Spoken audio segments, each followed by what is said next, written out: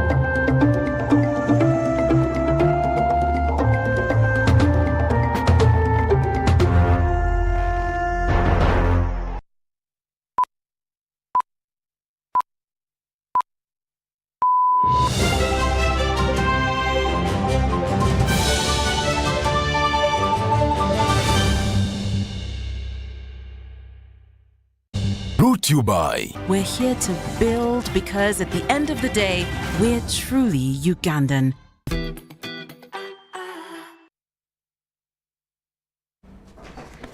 Hello and welcome to News Tonight. I am Rhoda Ngonzi on sign language and Elizabeth Nakakoni. Let's take a look at the top stories tonight.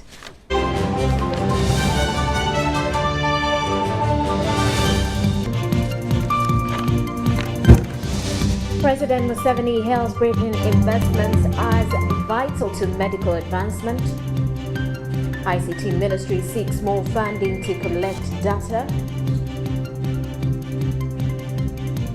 While Mobuku irrigation scheme under attack as African Army One wreaks havoc in Uganda.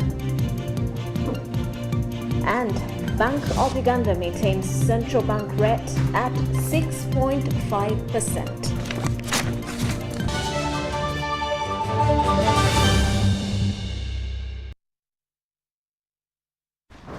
Hello and welcome to News Tonight once again.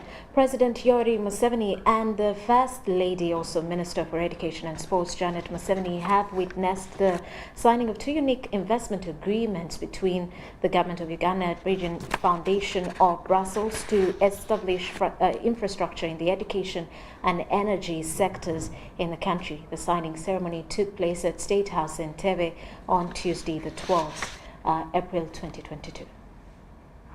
The agreements, which included the funding and governance agreement for high-tech infrastructure projects in both the education and the energy sectors, was signed by the Minister of Finance, Honorable Matia Kasaija, on behalf of the Government of Uganda, and Professor Tanko Mahamoud, the President and CEO of Bridging Foundation. The other is the power purchase agreement, under which Bridging will generate electricity at Ayago Dam and sell it to Uganda Electricity Transmission Company Limited cheaply. It was signed by Mr. Rabujungu George, the CEO of UETCL, on behalf of the Government of Uganda, and Professor Tanko Mahamoud of Bridging Foundation. Under these agreements, Government of Uganda is not expected to spend any money in the implementation of the projects apart from availing the land, since all the investment funding will come from the Bridging Foundation. Another highlight is that all money generated from these projects will be reinvested in the country. President Museveni hailed the Bridging Foundation model of bringing a grant that will support social development, like in education and health, and also invest in the energy sector that will produce profits in future to support the other sectors. These are clever people because they understand that when there is more affluence in the world, it will be better for the world, including for themselves. Because when China got out of poverty, we benefited here. the price of steel went up because the Chinese were building better houses. Mrs. Museveni thanked and praised God for hearing her persistent prayers and finally providing a breakthrough for the project, which was initiated in 2019. The proposed projects she highlighted include construction and equipping of a high-tech center at Makerere University with a state-of-the-art 3D computer-aided design modeling, a fully equipped high-tech complex at Chambogo University to facilitate advancement of science, technology, engineering and mathematics in Uganda, and a fully equipped high-tech innovation incubator and contract manufacturing center at Mbarara University of Science and Technology. Investment in high-tech center for 3D printing will improve our capacity to offer high-quality skills training, but also improve our revenues as a country through exports. This contributes to the government's aspiration of important substitution and export promotion. Bridging Foundation will also fund the construction, equipping and full operationalization of the ultra-modern 300-bed teaching hospital for Makerere University at their 50-acre piece of land at Katalemoa. This facility will not only have cutting-edge medical training capabilities, but also innovation and referral capacity for the country and the East African region. Bridging will not only mentor our people during the building phase, but also in the operationalization of the facilities to ensure that once the assets are transferred to us, we have built the competencies to maintain and sustain them. The president and CEO of Bridging Foundation, Professor Tanko Mahamoud, said that the reason why parts of the world, including Africa, had not yet developed was because they lack cash. And African country will still back. The answer to this question are many, but there is one I'm 100% is very important, is the lack of cash. So for me, it was very difficult to understand because these last 20 years I have been involved in managing a lot of cash. I wanted to be humble and pudic here, not mentioning numbers, but it was difficult for me to understand why in one hand you have such a lot of cash, and in Africa people are begging for cash. He said that the kind Jewish community in Texas who believe in the principle of justice and whose goal is to fight poverty supports Bridging Foundation. He called upon all partners to support the project for its success. Ministry of Information, Communication and Technology (ICT) has underscored the need to increase its budget as a prerequisite for the smooth implementation of the parish development model. While interacting with the ICT committee to discuss the budget performance of the outgoing year and the proposed budget for the next financial year, Dr. Rhoda Ngonzi said the ministry has a limited budget, yet yet ICT remains key in development, including the success of the parish development model. Let's take a look. In February this year, President Yoweri Museveni launched the Parish Development Model, a program meant to eradicate poverty through the execution of development activities at the parishes. The ICT ministry was charged with the responsibility of spearheading Pillar 5 of the Parish Development Model, which involves setting up the Parish Development Management Information System to, among others, validate information on the beneficiaries, evaluate the livelihood and standards of living of people, and tracking the progress and performance of the different pillars so as to report real-time implementation of the program. While presenting the ICT sectorial budget framework paper for 2022-2023 before the ICT committee, the Minister for ICT, Rhoda Ngonzi, justified the need for more funding to the ministry to build a strong monitoring and evaluation system to measure the success of the program. We shall develop a digital dashboard which will be housed in the office of the Prime Minister and office of the President, so that at any one time you can check the progress of implementation. You can know how many youth groups exist in the country, what are they doing, how much money has gone to the youth, how are they utilizing it, just on a dashboard which has been developed, a digital dashboard.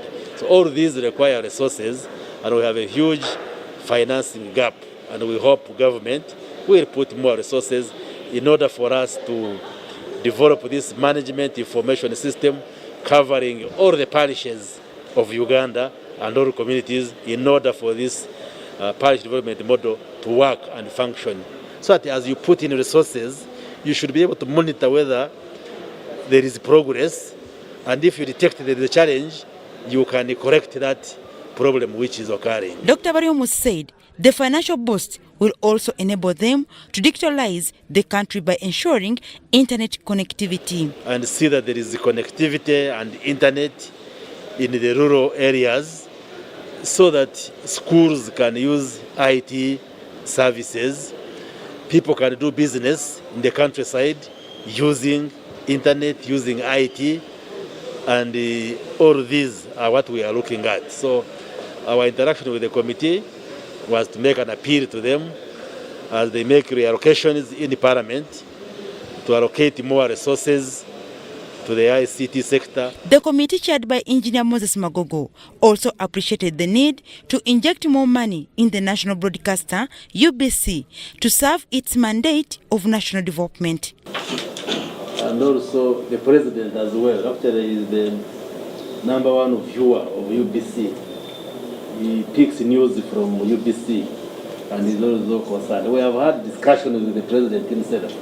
He has actually instructed us to upgrade the UBC to a level where it is picked internationally, like Al Jazeera, CNN, like BBC. So he wants it at that level. And we have computed what it requires, but the challenge like we have been presenting, that we have not yet secured the money from finance. All this will be done successfully because the chairman, Honorable Magogo, and the vice have really taken this serious. The committee members, we are optimistic that UBC is going to be prioritized in the funding to come. The Ministry of ICT and National Guidance was allocated 79 billion 67 million shillings in the financial year 2021-2022, of which the ministry has so far received 52.8 billion shillings. The minister was flanked by the sector's permanent secretary, Dr. Amina Zawede, officials from UBC and other agencies under the Ministry of ICT and National Guidance. Dorcas Kimono, UBC News. Now, the Ministry of Education and Sports is refocusing on the quality of education provision by improving the existing support programs in the education sector. Line Minister Janet Museveni says this intends to address the human resource development gap in Uganda's labour market. She was launching the Stanbic Bank National School Championship 2022. And of your busy schedule to join us. The Minister for Education and Sports, Janet Kataha Museveni, has expressed commitment to work with private partners in providing equitable and affordable education to Ugandan children. Minister Janet Museveni was launching Stanbic Bank National School Championship 2022. Yes. And it also widened our network with the private sector. Therefore, I'm thankful to have yet another opportunity to connect with Stanbic Bank nationalistic cause to support the human capital development in our national struggle for the socio-economic transformation. Strengthening co-curriculum activities in schools by the ministry is expected to bridge human resource development gap. It is in this spirit that we reviewed the lower secondary curriculum. The reviewed lower secondary curriculum aims at promoting values and attitudes, effective learning, and acquisition of skills in order to reduce unemployment among school graduates. That's our pride. We really strive to ensure that no child in this country will be left behind. The ministry runs an open door policy to all interested investors to improve vocational skills. Because there is plenty of room and you will never regret your investment. There is a 100% sustainability strategy. In line with this is in line with the lower secondary curriculum, which focuses on workplace/productive labor force competence. Stanbic Bank is targeting to provide preferential services to women with an intention of supporting education of young people. That we have 600 billion available in credit lines to lubricate education sector. And we will continue to do this at different levels. Over 100 schools are set to take part in 2022 championships and will be equipped with social corporate investment concepts. I believe a journey of 1,000 miles to solving climate crisis, a journey of 1,000 miles to solving girls' denial to education and forcing us girls into child marriages starts with me, Latifa, and you. The flagged-off 7th Stanbic Bank National Schools Championships 2022 will run under the theme Empowering Job Creators. Abdul Nasser Lubwama, UBC News. And the Kabaka of Uganda, Ronald Muwenda Mutebi II, has turned 67 today, the 13th of April 2022. Due to the ongoing circumstances, celebrations have not been organized on this day until the Kabaka returns from abroad, where he went on official duties and for medical checks. In his congratulatory message held at Bulange Mengo, the Katikiro of Uganda, Charles Peter Maika, highlighted some achievements registered during these years. Kabaka Mutebi returned from exile when he was 31 and he was crowned when he was 38. By the time he has turned 67, a lot of changes have taken place in the kingdom. On the 13th of April 1955, Prince Ronald Muwenda Mutebi II, now Kabaka of Buganda, was born at Mulago Hospital in Kampala. For the first time, celebrations have not been organized because the main celebrant, the Kabaka, is still abroad. The Katikiro of Buganda has delivered the official message of the kingdom wishing Kabaka a merry birthday. Kabaka is still in Europe. When he returns, we shall announce the arrangements for the official celebration of his birthday. And we pray that he continues to protect him as he reigns over the kingdom of Buganda. He says a lot has been achieved since the Kabaka was enthroned. The 67 years of Kabaka's life have brought us joy. And we are proud of the many milestones that have been witnessed in those years. We give thanks to God for the protection that he has accorded our king and for the many victories that have been registered in those years. In another development, the Church of Uganda, through the Archbishop Kazimba Mugalu, has congratulated the Kabaka, having made it 67 this year. Nsaba Katonda amutwero mukisa okutaliko bwinike atera akume ne mama n'abagereka akume n'Obuganda munyira kitaffe n'omwana n'omwoyo mutukuvu. The 67 Kabaka's birthday and preceding celebrations will be celebrated after Kabaka's return from abroad. Story compiled by Andrew Sebira for UBC News. Meanwhile, President Yoweri Museveni, also the Commander-in-Chief of the Armed Forces, has elevated 3 top army officers. These have been confirmed by the Uganda People's Defence Forces spokesperson, Brigadier General Felix Kulaije, in an exclusive interview with UBC. Kulaije, however, refuted the media reports indicating that finally the army has agreed to retire Generals Kale Kaihura and David Sejasa. Yes, the President and the Commander-in-Chief of the UPDF promoted 2 colonels. In a letter dated the 13th April 2022, the Office of the Spokesperson, Uganda People's Defence Forces, confirmed that on 12th April this year, the Commander-in-Chief of the Uganda's Armed Forces, His Excellency Yoweri Kaguta Museveni, had confirmed the UPDF Commission's board proposals for the elevation in ranks of 3 senior UPDF officers. Among those is Honorable Charity Bonababu, Member of Parliament for the UPDF, who was given additional responsibility of being second in command of the Special Forces Command.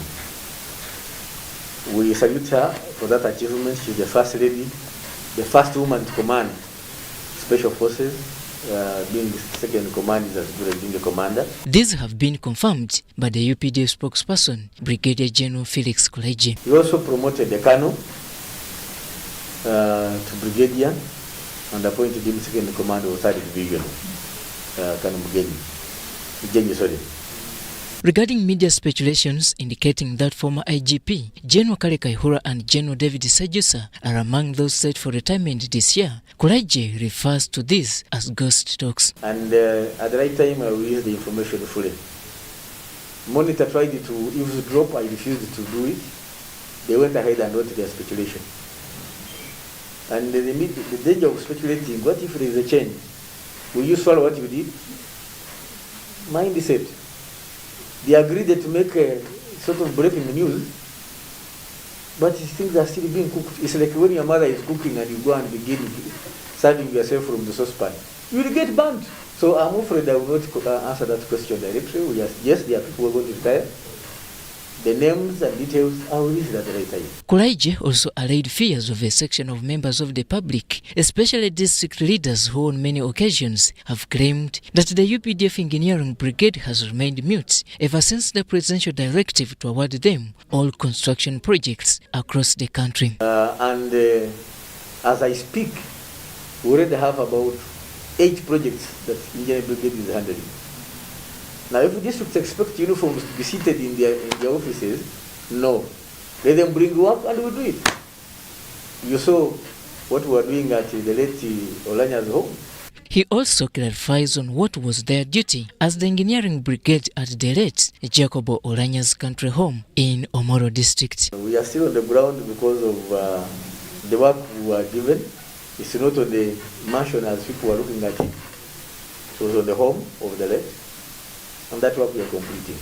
And if orders come telling us to build, to finish complete the other one as well, we shall do it. For us, we follow orders. Robert Onyango, UBC News. And His Grace the Archbishop of Church of Uganda, the Most Reverend Dr. Stephen Kazimba Mugalu, has urged Ugandans to have hope beyond affliction. This in line with the year's theme for Church of Uganda. This was during a media briefing at his palace in Namirembe, where he delivered his Easter message to Ugandans.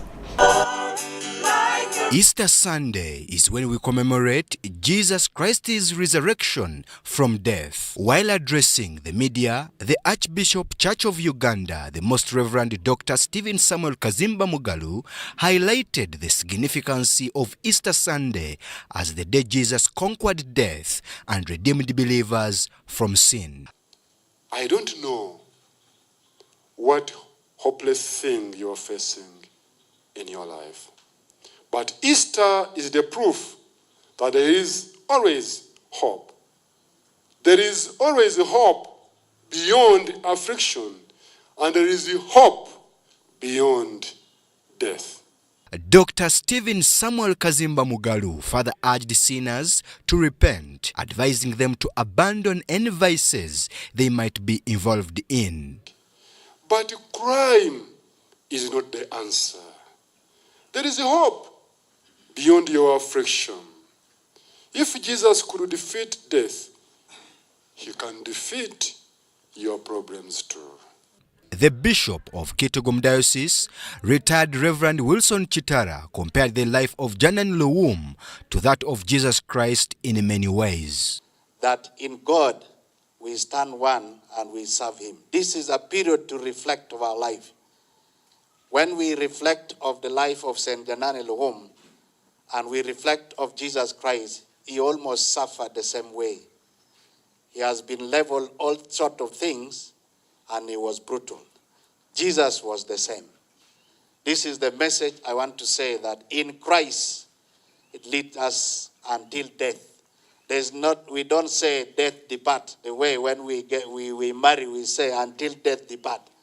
In Christ, until death, and you go deeper, even after death, you still remain in Christ. His Grace also prayed for the first family and the late Speaker Olanya's family to overcome any hardships they are facing. We send our Easter greetings to the President of the Republic of Uganda, His Excellency General Kaguta Museveni, and his dear wife, Mama Janet, to all members of Parliament and local governments, the members of the judiciary, the defense forces, cultural leaders, and all leaders in your various capacities. Brian Tumwene Byaruhanga, UBC News. And the head of Christian Life Church Makerere Kavule, Pastor Jackson Senyonga, has urged Christians to desist from acts of evil and use the Holy Week to cleanse themselves and turn to God. Senyonga also asked fellow pastors to end wrangles amongst themselves and unite. This was in his message ahead of Easter, slated for Sunday.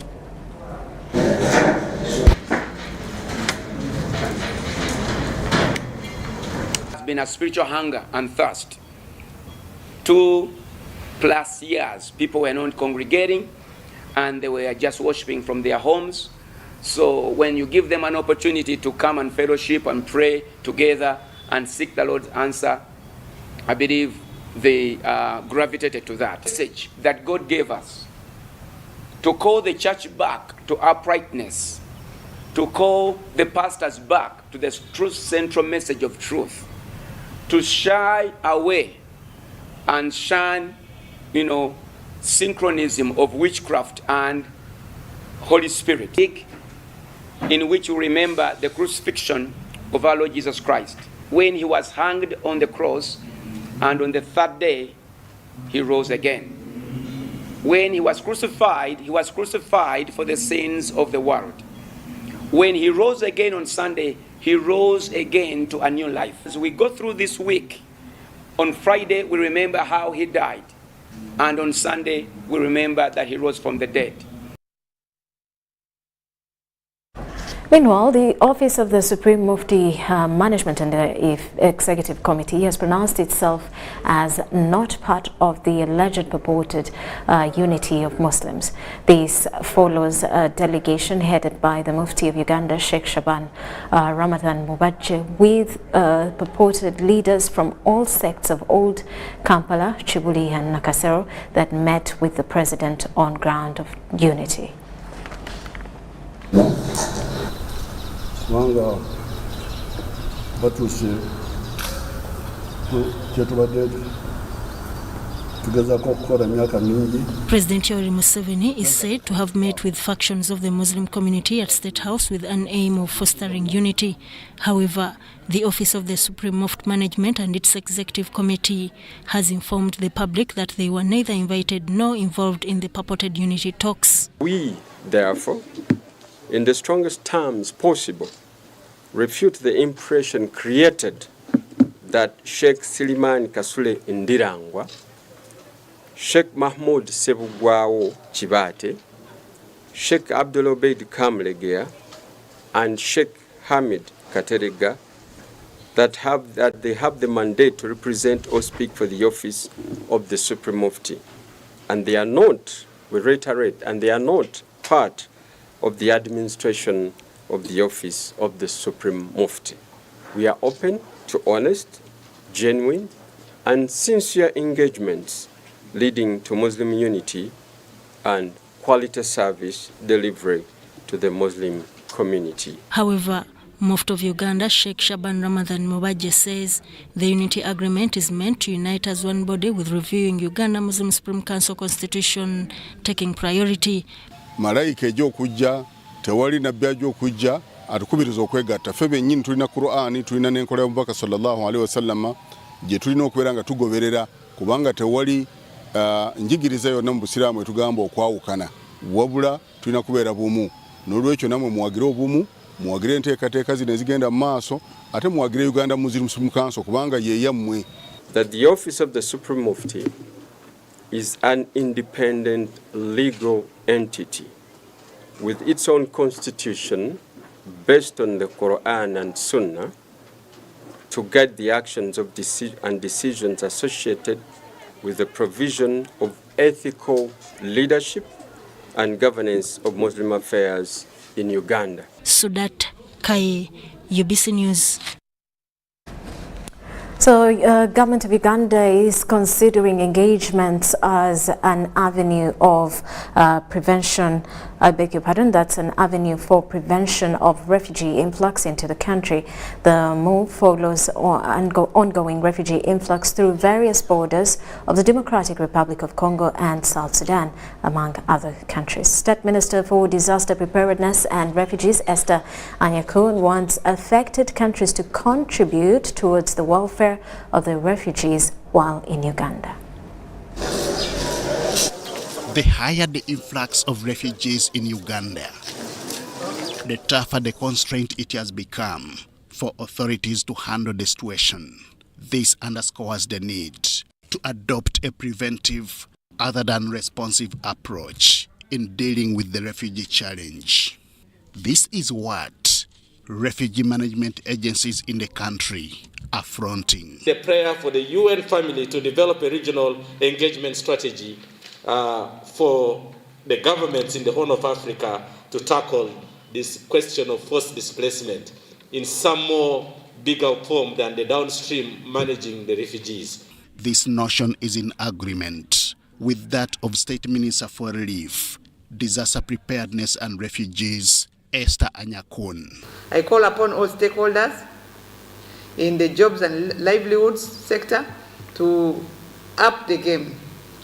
For the purpose of sustainability, we need to grow on the ground to work with the refugees and also the host communities. She wants countries from where these refugees originate to contribute towards their welfare and management in Uganda. Especially the Democratic Republic of Congo and also the South Sudan, to start mobilizing resources to be sent to the response in Uganda. Everything is done in Uganda. These countries have to do resource mobilization, and this money has to be sent for the response in Uganda. Some local, regional and international partners in refugee management have bought the idea. It is time that Uganda once again takes the lead to look for solutions, and UNHCR will be ready to support that approach in facilitating the discussions around new crises within the region to make an end to what we are all witnessing with the new arrival. All this came to the fore during the 16th meeting of the Comprehensive Refugee Response Framework. The event held in Kampala saw the concern of refugee influx fill the air in a well-represented forum.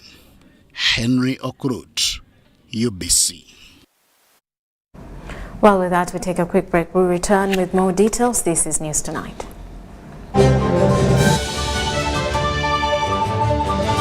Pay for your dream phone, Mpola. Get your dream phone today for as low as 1,400 Uganda shillings with free data for a year and pay slowly. All phones come with daily 50 MBs for 12 months. Repayment period is 1 year. Available at MTN service centers and M-Kopa shops.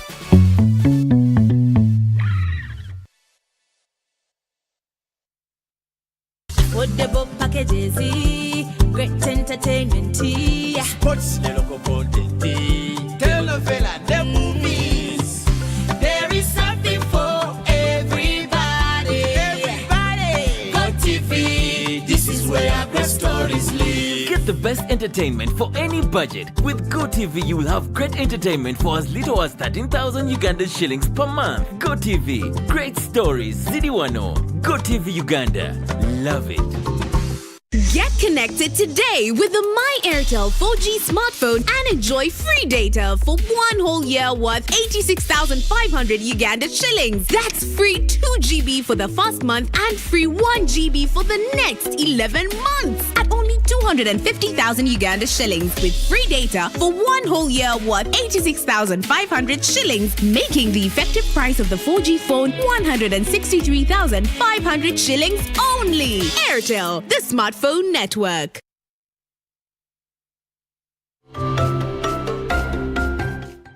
Total Energies has undertaken a number of initiatives aimed at ensuring that Ugandan entities and citizens are adequately equipped to participate in the oil and gas sector. Some of these initiatives include training of heavy goods vehicle drivers.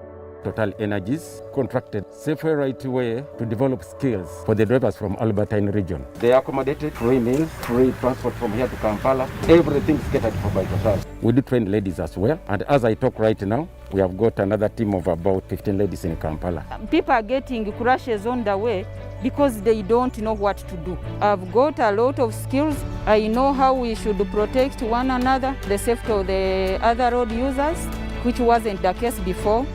And I never expected to really sit in such a truck and drive it. I'm happy and humbled to be part of this group. Total Energies EP Uganda is committed to the empowerment of Ugandans to take an active part in the overall development of the oil project in Uganda.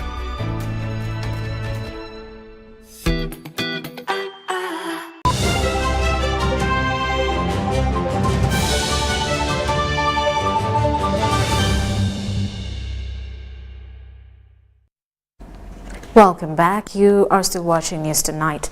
The Prime Minister of Uganda Kingdom, Charles Peter Mayiga, has asked Ugandans to embrace livestock farming, for it is a viable enterprise with a number of benefits. Mayiga was recently on a tour of Rubierwa Dairy Investments Limited in Kashari, Mbarara district.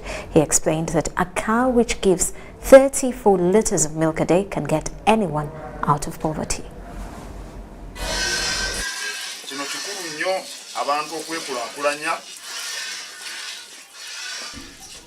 Buganda Kingdom Premier Charles Peter Mayiga has urged Ugandans to embrace livestock farming as a sure way of overcoming poverty.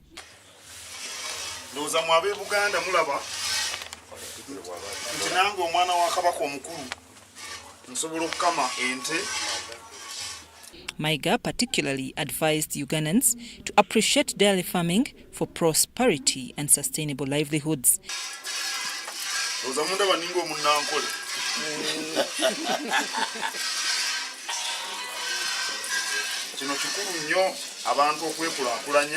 The Premier was recently on a working visit to Rubierwa Dairy Investments Limited, Ranyamahembe, Kashari, South Mbarara district. Mrs. Phil on Shangano's farm in Ranyamahembe.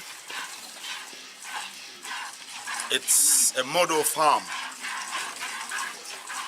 People who want to get trained in better management of dairy farming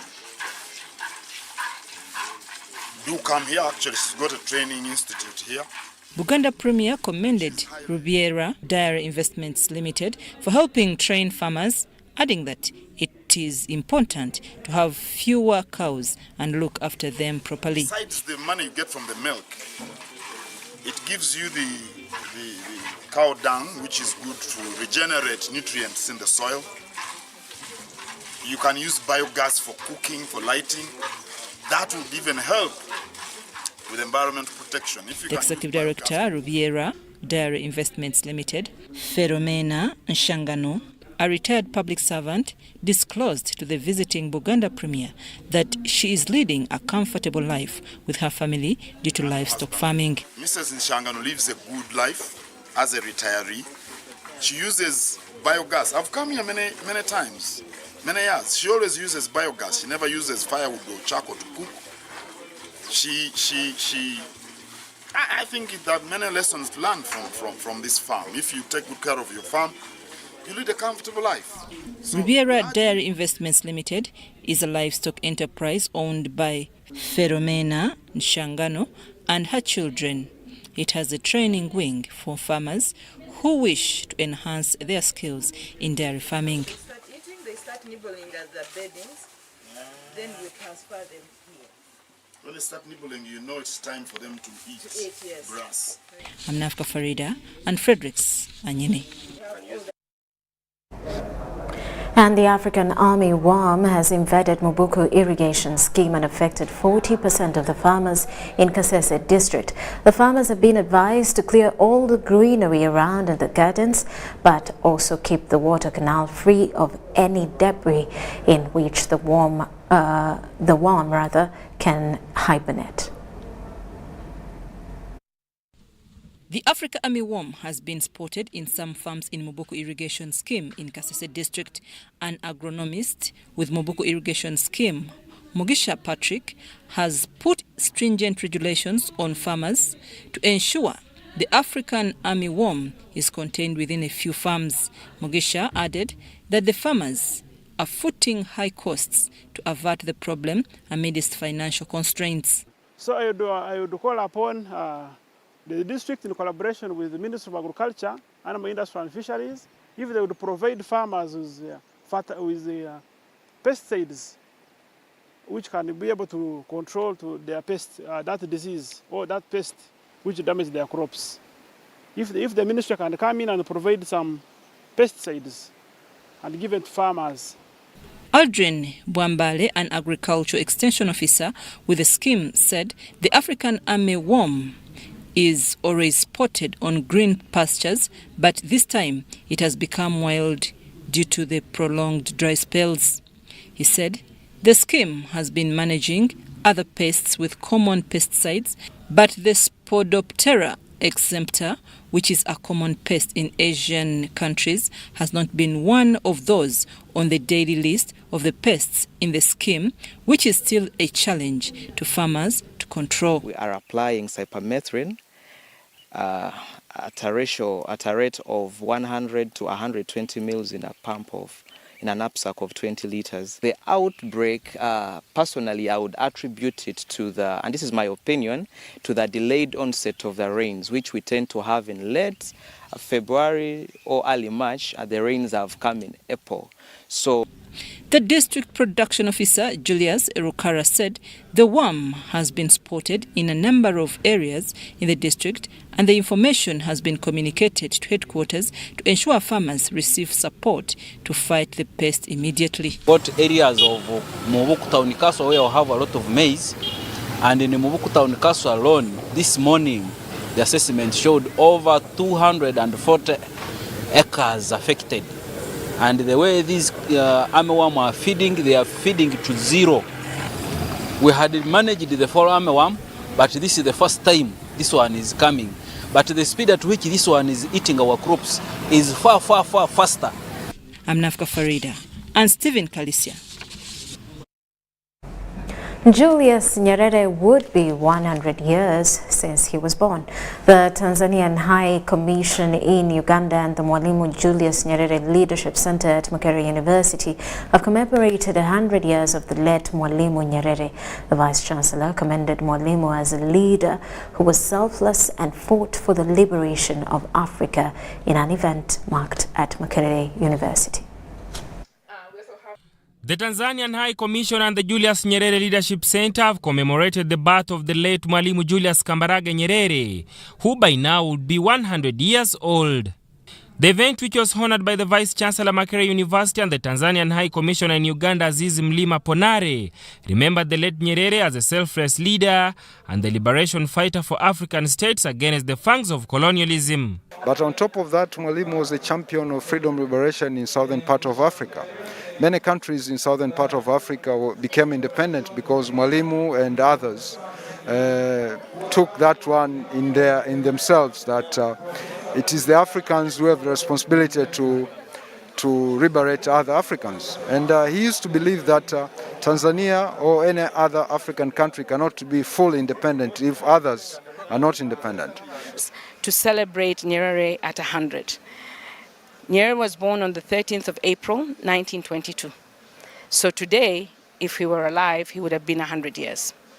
And it's important for us, and we felt it was important to celebrate him, not only because Makerere is also celebrating 100 years this year, but also because he's one of the most famous alumni of Makerere University. During his speech, the Vice-Chancellor Makerere University, Professor Barnabas Nawangwe, noted that the event has coincidentally come at a time when Makerere University is also in preparation for celebrating 100 years of existence. And I'm happy that we are celebrating his 100 years when we're also celebrating Makerere University's 100 years. We are celebrating Julius Nyerere because he is easily the most prominent of all our alumni for the whole history of our university, for the great work that he did in liberating Africa, and particularly also liberating Uganda. You remember the problem that we had in Uganda, and he was instrumental in changing the situation in Uganda and eventually bringing the peace that we are now enjoying. During the celebrations, Professor Augustine Bukenya, a distinguished writer, Mande Akola Mazima, a journalist with UBC, and Isaac Mena, who works with BBC, were awarded for their tremendous contribution towards the promotion of Kiswahili language in Uganda. I'm glad, but the most important thing is that although I'm really happy about the honor, the more important thing that it gives me an opportunity to encourage my fellow Ugandans to take Kiswahili seriously. Because, as I keep telling them, the future of the East African community, of East Africa as a whole, and maybe Africa, because you hear now people are asking to be taught Kiswahili in Botswana and South Africa and so on. Kiswahili is an international language. Leo hii nina furaha kubwa kwa ubalozi wa Tanzania, TBC na UBC katika tuzo ambayo nimepewa siku ya leo katika kueneza lugha ya Kiswahili nchini Uganda. Na mimi imenipa moyo na morali zaidi kwamba kumbe mchango wangu ni mkubwa katika kueneza Kiswahili nchini Uganda. Nakumbuka kwamba miaka ya nyuma Kiswahili hapa nchini Uganda kilipokelewa vibaya. Watu walisema waliokuwa wanazungumza Kiswahili ni wanajeshi, wezi na nini. Lakini sasa hivi kila mtu ameanza kujua umuhimu wa Kiswahili. Kiswahili ni lugha ambayo inatumika katika Afrika Mashariki. Sadam Mubale, UBC News, Kampala. Judicial officers have been urged to embrace laws that govern the environment and climate change to ensure justice to Ugandans over cases related to the environment. This message was communicated by the Deputy Registrar, Judicial Training Institute, Moses Gabriel Angwalia, during the 4th Judicial Annual Conference on how to adjudicate cases on the environment and climate change. How to pay that amount. Over 100 judicial officers are undergoing a 2-day training on how to handle environment and climate change cases to ensure that justice prevails to litigants. The training was graced by Court of Appeal Justice Christopher Garachirabachi, who highlighted the roles of judiciary in ensuring justice in handling environment and climate change cases. At the conference, countries agreed to meet the following year to pledge further cuts to emissions of carbon dioxide, CO2, a greenhouse gas that causes climate change. It is therefore prudent that we take the knowledge that we attain from such trainings to help make a difference in Uganda and essentially the world over in matters to do with climate change by calling countries that have set targets to reduce greenhouse gas emissions. Basing on the fact that some people know little about the laws governing environment and climate change in the country, judicial officers have been urged to take it upon themselves to master the laws governing environment and climate change. In South Africa, in Natal, KwaZulu province, there was serious mudslide and flooding, and it destroyed several homesteads and other properties. These adverse effects range from unprecedented rainfall, droughts, heat waves, landslides, and these have a disproportionate impact on our communities. The judicial officers are custodians of justice and have a duty to dispense climate justice to the affected communities. The judiciary is optimistic that the training will yield results. Origin of some of these disputes is climate imputed. So it is very important for them to build on their capacity when it comes to when it comes to adjudicating judicial matters that might originate from a climate dispute. The function was also attended by the Executive Director, Greenwatch, Samantha Tukunda. Some of the judicial officers did not know that Uganda has a Climate Change Act. So you find that once the training has ended, they will be more knowledgeable, well-equipped, and also aware of what's going on, not only in Uganda, but in other jurisdictions, and how they can apply that in their current situation. The two-day judicial training on climate justice was organized by Judicial Training Institute in partnership with Greenwatch. Deborah Namamonde, Nantongo Rebecca, UBC News.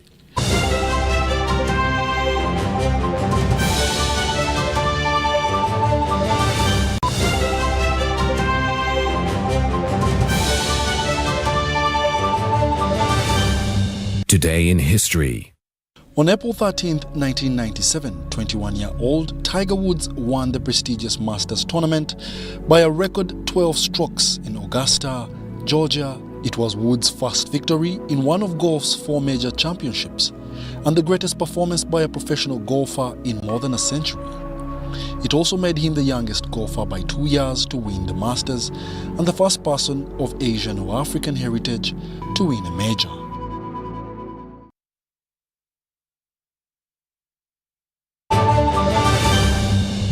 Choose our with Airtel Money Quick Loans. Get a top-up loan when you have insufficient funds to buy airtime, pay utility bills, or make payments at a local supermarket. Complete your transaction and pay later. Dial *185 *7 *10# to opt in. Get an Airtel Money Quick Loan and pay later. Choose our with Airtel Money Quick Loans in partnership with Housing Finance Bank and powered by Yabex. Airtel, the smartphone network.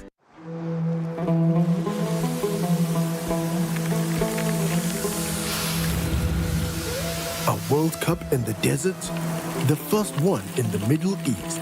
The first to be held at the end of the year? That's crazy.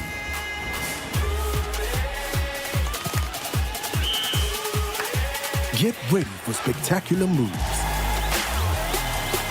high-flying saves, unbelievable goals.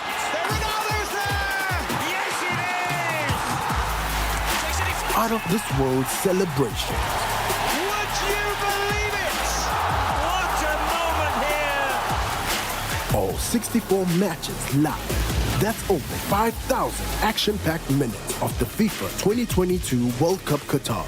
Now that's crazy. Catch all the action only on SuperSport, your world of champions. On Go TV. Love it. Need to send money to a loved one but you don't have enough on your phone? Have you run out of fuel but you don't have enough money? Do you want to pay for yaka or water but have insufficient funds? Or do you want to shop but you don't have enough money? Don't worry, Gatawa with MTN Momo Advance. Momo Advance tops up your Momo to complete your transactions. Dial *165 *5 *3# to apply. MTN Momo Advance is always available when you need it.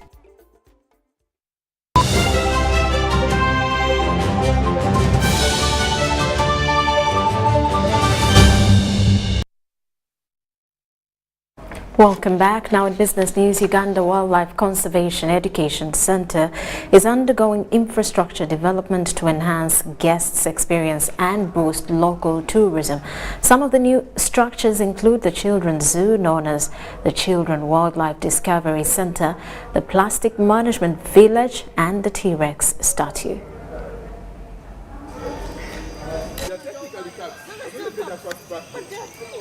The COVID-19 pandemic had devastating impacts on the tourism industry and the economy at large. However, tourism has a strong ability to adapt, innovate, and recover from adversity. It is from this backdrop that Uganda Wildlife Conservation Education Center has come up with a new approach to promote domestic and inbound tourism. Eric Ntalumbwa, Public Relations Manager at Uganda Wildlife Conservation Education Center, notes that they have increased the stock and quality of tourism infrastructure. The during weather changes mainly, or those who would love to rest and take a break. So this visitor shed in particular can accommodate about 150 people during this COVID-19 pandemic.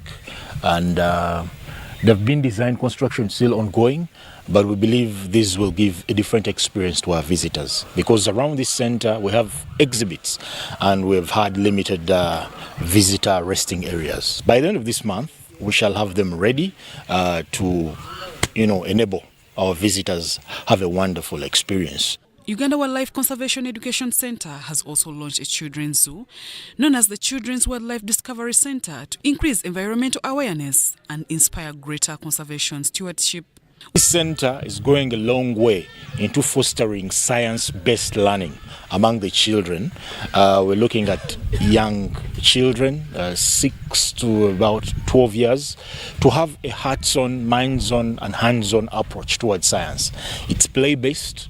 It engages their senses, sight, sense of smell, touch, and they will appreciate wildlife. So at that center, they will interact with rabbits, interact with rats, have a chance to appreciate chicks or chicken, so that they grow the spirit of appreciating nature around them, the environment around them, as they look forward to interacting with wildlife. WEC has also established a plastic village to educate the masses on innovative ways of reusing plastics and proper waste management.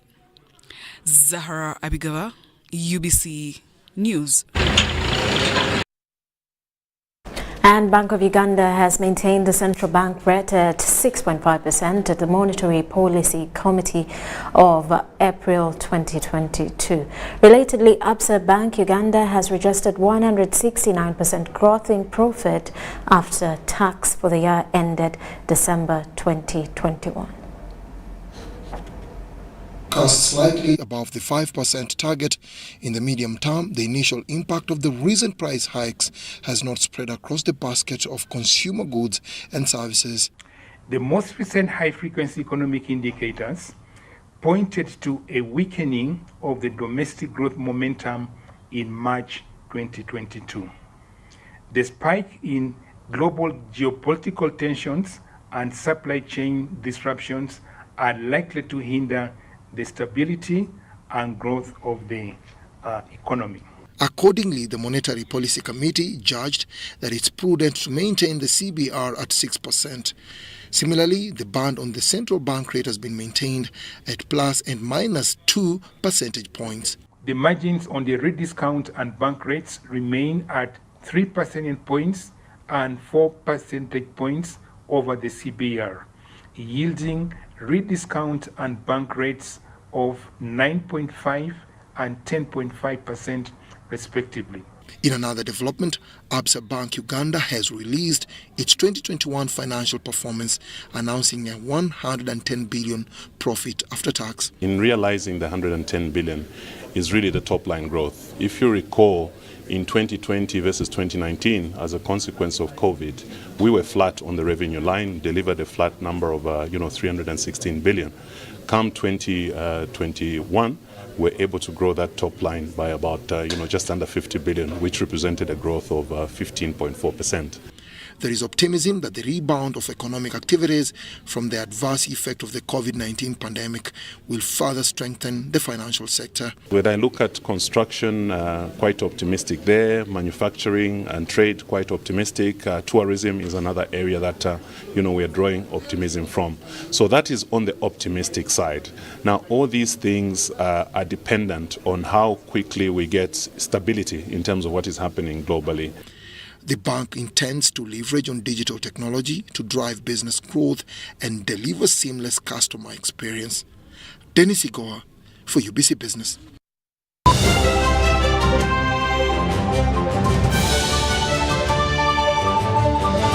Even with my grandson, a doctor at my side, I struggled to get the help I needed. But he saw something that day. He began to work day and night. He wouldn't quit, even when people said no. He wouldn't stop fighting. He knew.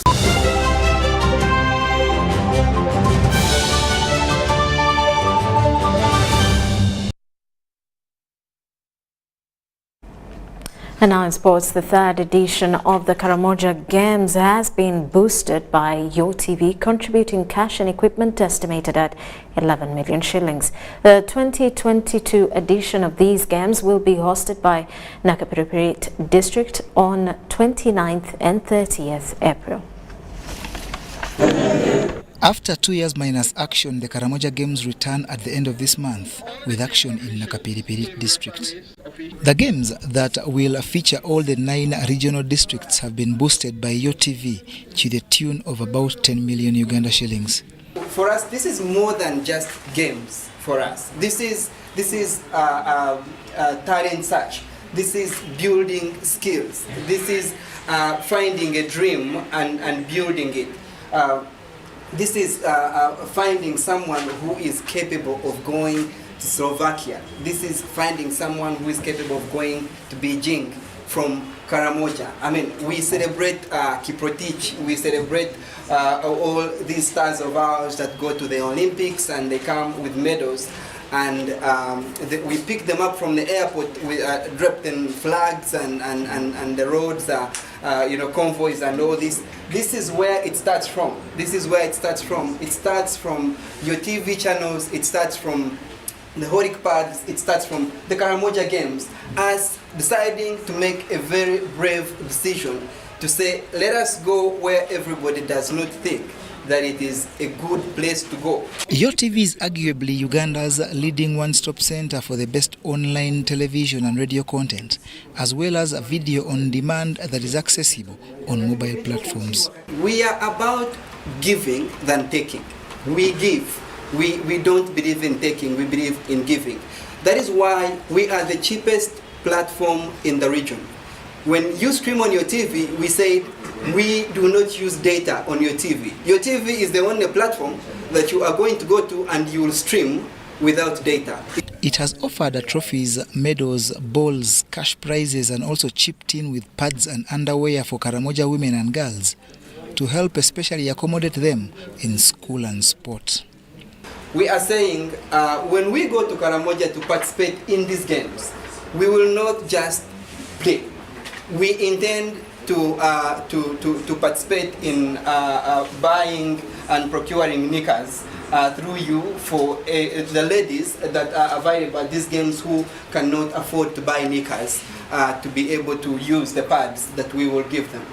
So we shall not only take the pads, we shall take the knickers to our good mothers and our young daughters in Karamoja, so they are able to use these pads that we give them.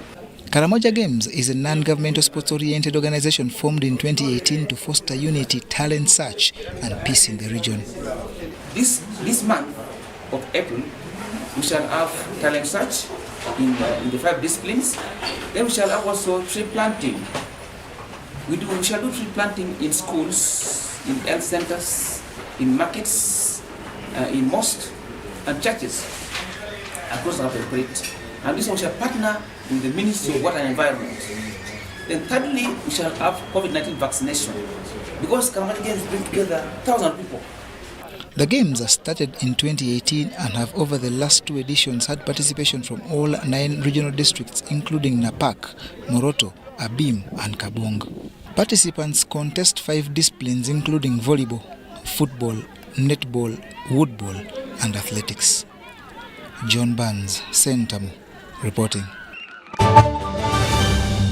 Brought to you by. We're here to build because at the end of the day, we're truly Ugandan. Well, that does it for News Tonight. Thank you for sticking with us. Elizabeth Nakakoni on Sign Language. I am Rhoda Ngonzi. Have yourselves a lovely night.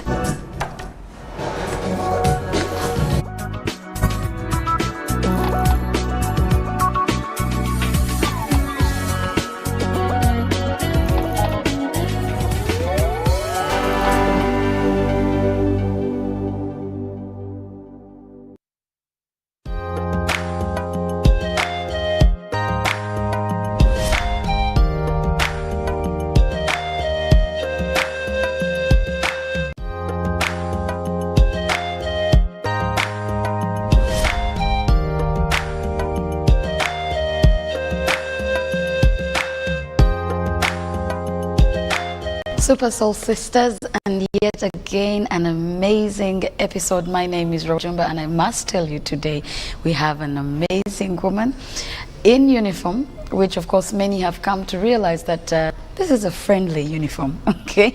So many times people have perceptions of things, but with me is Margaret Kasumba, whom, which many of you may know from being the first woman to take in the law enforcement division at Uganda Wildlife Authority. Now, of course, she has a story to that, but of course, before we get into the current, she will be telling us what has made her the Super Soul Sister she is today. You're welcome. Thank you, Yes. Yes. Like you have rightly pointed out, my name is Margaret Kasumba. My other name is Kajote, the one that was given to me by my dad before he took on his. Yes. Yes, and I work with the Uganda Wildlife Authority. Yes. I head the law enforcement function. Nice. Yes, Nice. as a manager, law enforcement. Okay. Now, well, I know people have, want to hear that story eventually, but if we're talking about Margaret Kasumba, and allow me to add Kajote, yes? Awoli also. Awoli. Yes. Who is this person? I was born in the year 1978 to Muzei Yostasi Kasumba Akiki and his dear wife, Omucharakati Ada Kasumba Akiki as well. Okay. I was born in Kabarole Hospital. By then, it was all Kabarole district. That is true. But at the moment, after the division, I'm now from Bunyangabu district. Okay. It's now Bunyangabu. But even before the division, my actual place of birth was within the Bunyangabu itself. Okay. And that is Buhesi. Okay. In a village called Ruenseneni. Okay. Yes. All right. I'm the if of the 10 children. Of the 10. From so my you mom. could have been the last one at some point.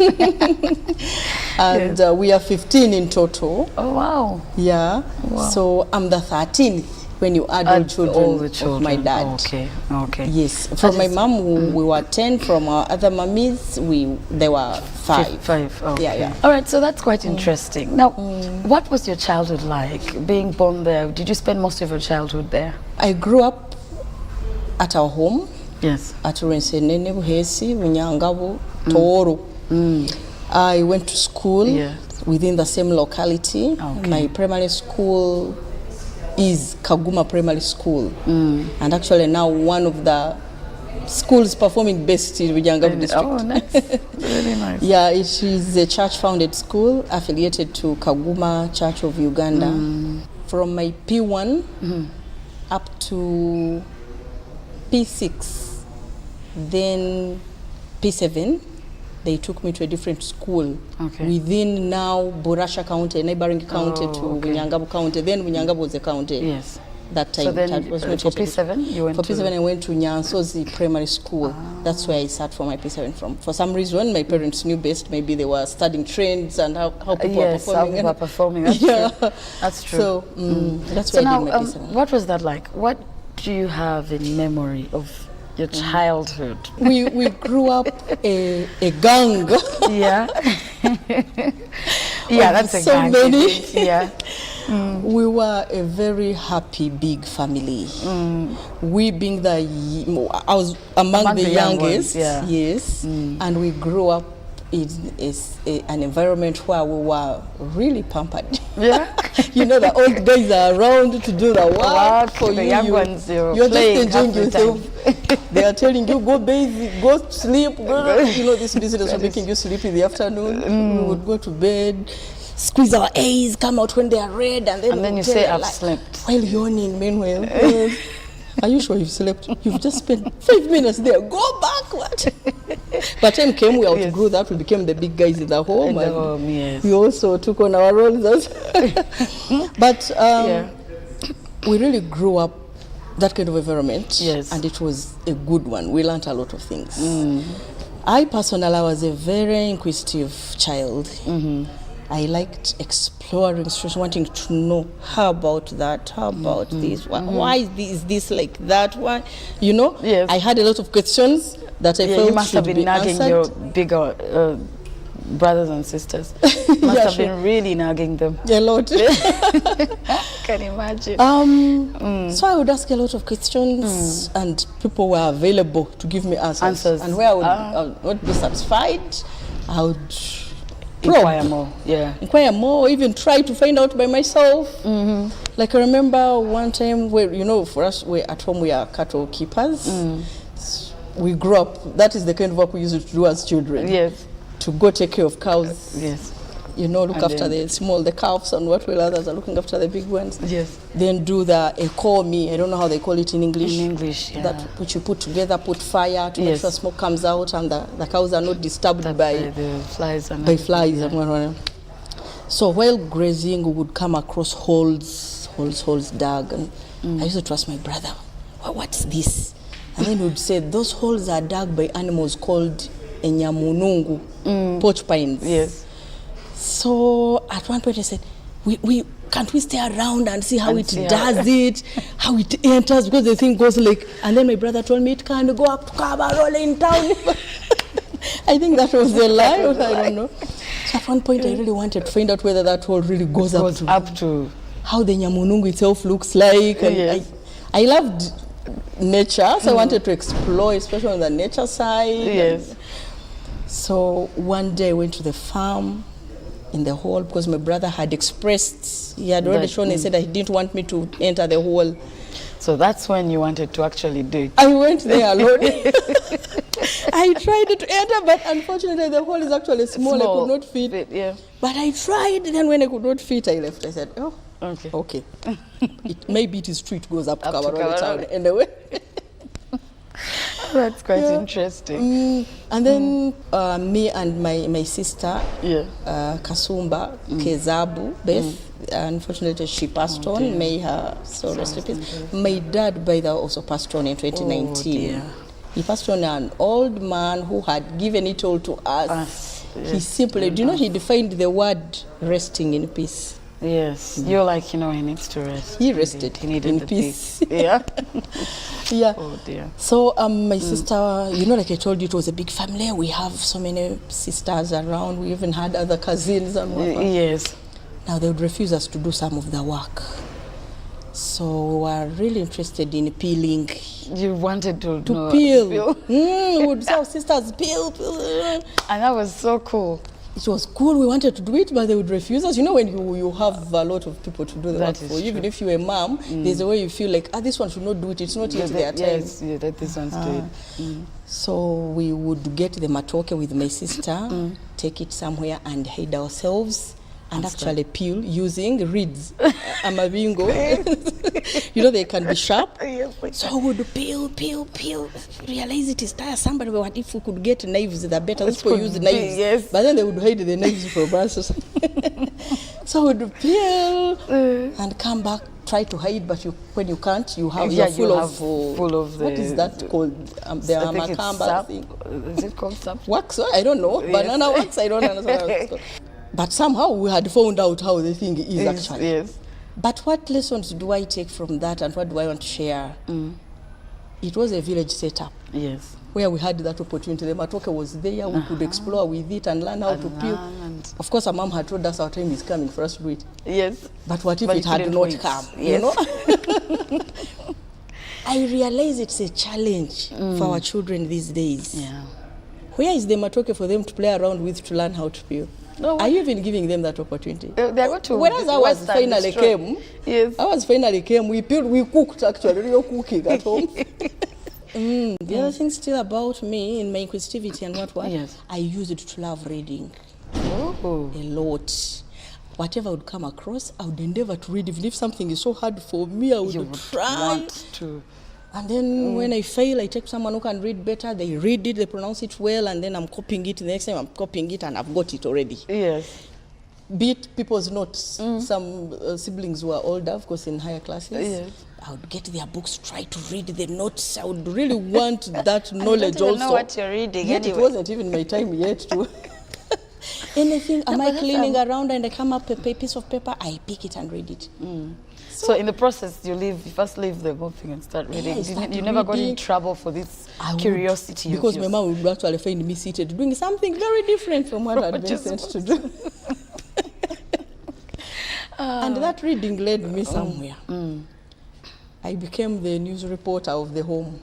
Oh, nice. I think they identified my Something talent. in you, yes. Yeah, and said this one, that inquisitivity.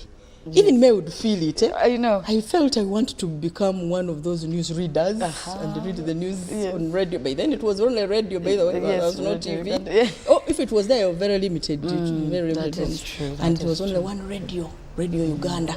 And there was this man called Bale Francis. Yes.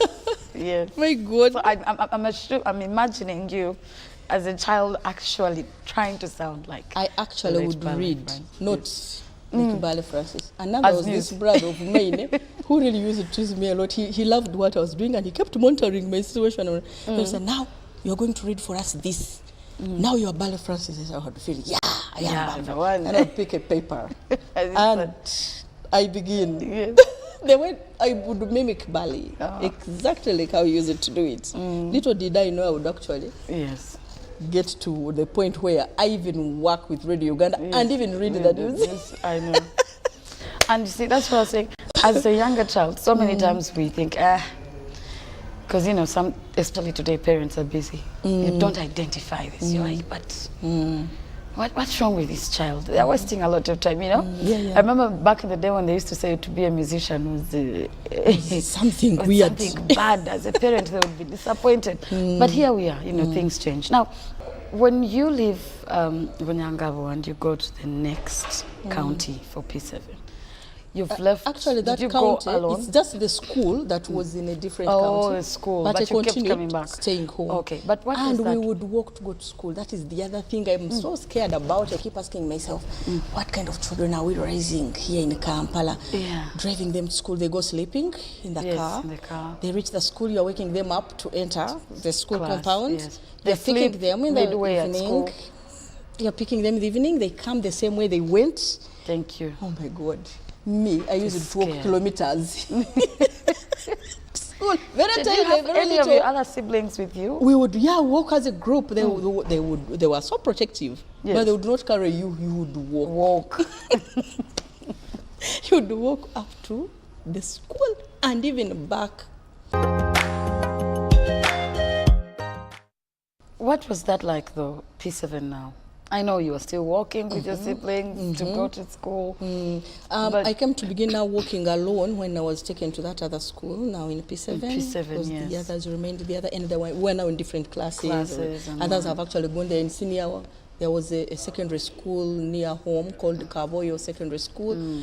Most of my siblings were going there. And because it was near a distance, they would walk. And then you walked alone. Yeah, walk alone. But then I got to know there were others, people within the community, like children going to the same school. So I picked a new group now to be moving with, and I began growing, knowing it's no longer relatives having anymore. your own identity. Yeah, and then that is the time I'm also taking on responsibilities at home. My mom, you remember she told us your time will come? Your time will come. My time had come actually at that time. You're the one going back, you're fetching water, you're fetching firewood, you're cooking. Yes. But still, while there, you had some people to send because now you're the big one. Now some younger ones. Now you are now allocating duties and roles. My P7, I did my P7 at Nyansozi Primary School. I passed in second grade. Nice. That was a you had all the walking too. We have people who are super pampered. I know. And they still fail. Exactly. Yeah. Exactly, yes. It was a good first, good second. I now qualified to go to second. Okay. But what subjects did you love? Because at this point... I loved SST. Yeah. I loved English a lot. Yes. I loved science. You can see the grading now, which Exactly. is first, second. Right? Math was not so friendly. Now I had changed from the other journalist to wanting to become a lawyer. But I still loved journalism because there's a way journalism is inseparable with the law. There's a way they are intertwined. Yes. So I found myself having a 2-in-1, but the other one being up and this one a bit coming down because now I was no longer that dramatic newsreader at home. And then I was very good with current affairs. I would listen to that news and then I would be the one to update. And tell everyone. By then it was only President Museveni, this President Museveni, that, and then I would brief my dad. President Museveni said this, President Museveni went here.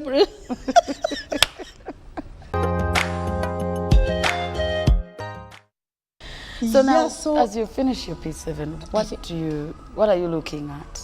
I'm looking at this person who has to go to one of the best schools in Uganda and study and go to Makerere University and come out a lawyer. I always wanted to be a lawyer. Either I had never wanted to be a defense counsel. I had always admired people who sit to determine the cases, so the judges, the magistrates. Yes. And then there's people who stand there to argue for the other person. Okay, of course, even defense counsel, you are arguing for the other, but I'd never wanted to defend. Just in case it's a thief. Oh, God. So, in so doing, I found defining myself as a state prosecutor of some sort. Yeah, you're like, this what fits me. Interesting. So, I do my P7, I perform the way I have told you, and actually don't qualify to go to the best. Where did I end up? By that time now, my brother, who was staying in Kampala and was in the army, says, you know what? Now that she has not managed to go to one of the best schools in Kabarole, she has to come to Kampala and we get her a school this way, because schools this end were regarded to be at a very good standard regardless of what kind of school and what have you. So I come to Kampala. After coming to Kampala, he got some issues and he could not, for some reason, I don't know why, he didn't want me to go to boarding school. He always wanted day school where I come from monitor home. You maybe. Come from home, I go, I come back, Yes. So somehow, when something happened, he sent me now to Mukono. There was another brother of mine staying there called Charles Manyindo Elliott. He also passed on, may his soul rest in eternal peace. I go to Mukono, and they take me to a school called Ndeba Senior Secondary School. I studied my senior 1 there. Towards going to senior 2, actually I completed the entire senior 1. Going to senior 2, my brother now comes back. Send her back now. I'm sent back to Kampala to go to that school. Coming back to Kampala. Me, I wasn't the one making those decisions. So I don't know. No. The older ones were making the decisions. Where did I end up? I ended up back in Fort Portal. What? In Impanga Senior Secondary School. For your senior 2 now? Senior 2. I'm now in senior 2. I'm in Impanga. So it's a day school. Yes. I'm coming from Maguru, from my auntie's place, Mrs. Mugambwa, Joyce Mugambwa, Abwoli. That's where I'm staying. And I'm studying Mpanga. I studied the whole term. Mpanga SS. I complete. I'm there, I've established a friendship base. I'm really getting into the situation. Crew now. I've got my crew, my gang. What happened? My brother carries me again. Hey, back to Kampala. This time he carried us both, me and Beth my sister. Yes. First she was studying at Kasese.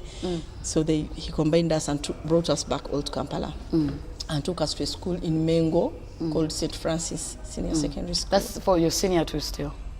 No. I'm now going to senior 3. Oh, okay, yes. Yeah, at St. Francis, we studied senior 3, senior 4. At least there. Now he was staying with us. Yeah. I wasn't that stubborn that I needed to be policed around. But I think he was aiming at something. Like really wanting, there's something he was seeing in us and he wanted it to be properly nurtured maybe. Yeah. So at St. Francis. But did this affect you, when you move schools? I up to now, I don't feel comfortable explaining that journey. I know what you're saying. We go on, we study, we complete senior 4. I go to senior 6 at a school called Brain Trust Academy in Mengo still. Oh, okay, because your brother was still around. So now that school didn't have a center. We came to learn towards doing our senior 6. So you had to register. They now registered us in a school called Ahmadiyya Muslim High School. So my certificate actually reads Ahmadiyya. It has no history of my... Those are some of the things. Schools that had centers were very few. But St. Francis had, so my senior 4 reads St. Francis at least. Yes. And I studied from there. Yeah. But now so I come like, you went to a Muslim school? No, you're like, no. So here's the situation. Where I didn't even study from, by the way. Yes. We had to go to that center. Here in Wandegi. Hey. But it's a Muslim school. I'm pretty sure there was difference in... I know, because I remember they told us that's where we had to sit from. And that's where actually we sat. There were many schools, not only ones. Okay, many schools that used it as Came a and center, used it plus their own students. It is a big, I don't know whether it is still there, but I think it is. It is, yes. So you don't have any particular specific memory of high school? What I you remember, didn't have time to establish. In Impanga, and St. Francis, St. Francis, we were now getting to senior 3 and 4 and were beginning to be very serious. And But in Impanga, I was a member of the wildlife club. I used to enjoy the travels to Mwea. Yes. Now and I then our see wildlife club was, very vibrant. And I'm someone who really loved nature. Yes. So I joined the club without even hesitation. True. First, because I considering you wanted to see where the that was a belonging. Now I felt I belonged to this club. Yes. Yeah. When you found out that you had to do from another center, what were you thinking at that point? Actually, I told my brother. I came and said, I don't know what this is. But these people at school are telling us we are not going to sit from our school, we are going somewhere else. Yes. Is that normal? Is that okay? I remember him investigating into that matter. You're someone who didn't take things for granted. Lightly, yeah?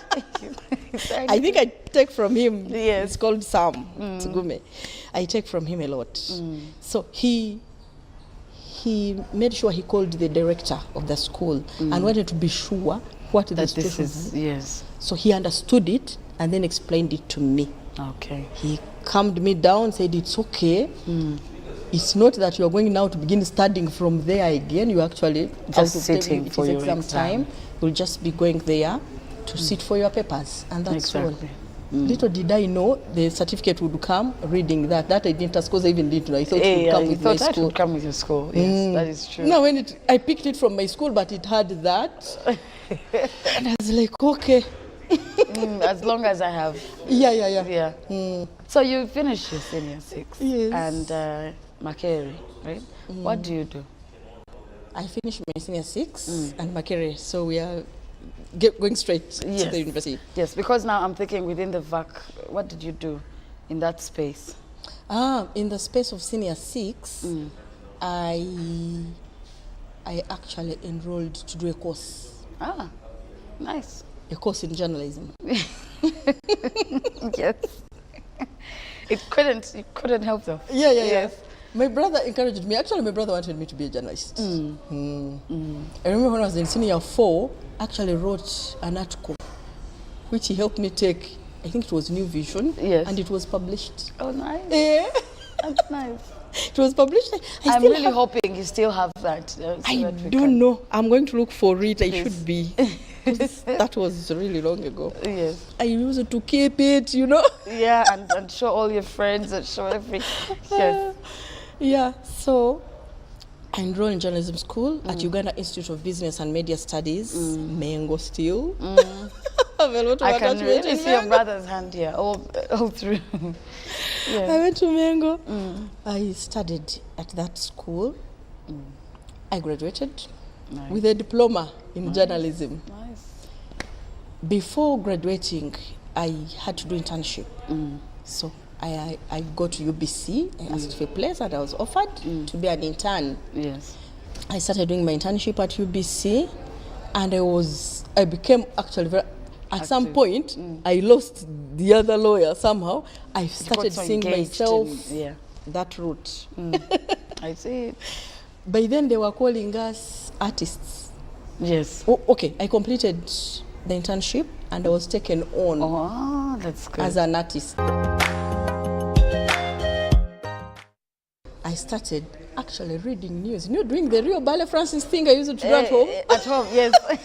You're like, here we are. I was reading news in English in the morning at 6 and at night at 10 p.m. Oh, wow. They would pick me from home, bring me, I read the news, and take me back. And even at 10, there was a big white van. I don't know whether it's still there. It used to come, pick me, go read news, and come back. And then also midway, they also gave me a program to do, a religious program called Ijatumuramye. It's a call-in, ask for a song you want, send greetings. I use it to do it with a Muzee who now passed on, may his soul rest in eternal peace, called Dan Biobyonka. Maybe you even don't know him for you. We're still young, definitely. Later. Dan Biobyonka. But which year is this? This is 2000? 1999, 2000? Okay. Yeah. I started reading the news and I was doing it so well, guided by the editor then. God, I have forgotten his name. He was a man from the East. I have forgotten his name. But he was so good. He would really, whenever I would come out from the newsroom, he would tell me, here I did well, here I did bad, improve here, improve there, start mentioning this. I remember I was having an issue with mentioning some districts in the north, Nakapiripiriti. There's a time I mentioned Nakapiripiriti. They should never do that again. If you cannot pronounce it well, let someone pronounce it before you, and then you. I remember the other trait of me having very difficult words. Now I had grown, maybe I was not having time to do that anymore. Or what? And it was affecting me. And then you remembered, you're like, hey, that is true. Yeah. So while there, the lawyer in me wakes up. The lawyer wakes up now. All of a sudden. And I enroll at the Lord Women Center to do a diploma. Oh, wow. Yes. Because remember, I could not go to the university directly. So I start doing my diploma in law with the intention of it getting me to the university. Yes. I do the diploma and I actually get to the university. Oh, nice. Yes. After doing your diploma? After doing my diploma, I completed the diploma. Meanwhile, I'm still working with UBC. I complete LDC. I apply. Whatever criteria those people were considering, I don't know. But at least the diploma now helped me to apply for the law degree at Makerere University. Oh, wow. Guess what? The diploma didn't get me there. I think they only took first class. And I was so disappointed. How do I become a lawyer? But I must become. I get to know there's a program called Mature Entry, where you apply as now a mature person. And at that point, by the way, that was 2001, around here. 2002, by the way, I had already met my fiance, who is my husband now. Hey, while you were doing internship, is when you met? No. I met when I had just enrolled to do the diploma in journalism. Okay. And in 2002, I had already given birth to our firstborn. Oh, wow. Now I'm a mother. I'm working with UBC. I'm enrolling to studies. You get it? Yes, all of these things. But finally, I applied to the university to join. Through the mature entries. Exactly. I go and sit that exam. And guess what exam it was? Mathematics and English. Aptitude. But you know what? I was so determined. I used to read. I used to, because I was told this mathematics they will pick from P7 through secondary school. Yes, random, yes. They said if you pass one very well, the other one if you pass it. So I passed my English. Yes. I know I also passed maths somewhere, although they don't show you, they don't even tell you what you want. You only find your name on the list that you have actually passed the exam. I passed the entry exam. Nice. I was the happiest. You're like, finally. Just a reminder for everyone, we're here at Daughters Exclusive Ginger Road Spear House. It's a beautiful furniture house. They have a lot of things that you can look out for and see, and this is where we seated. They've been kind enough to offer us their space every time we're bringing our Super Soul Sisters, and our Super Soul Sister here, of course, is still giving us a whole lot more. Now, we're going to be back shortly with Margaret Kasumba to just, where we've reached. We'll be back so that she continues for us this story after she finally gets into law school, which she has been, of course, she got both her dreams, journalism and law. You take the chances.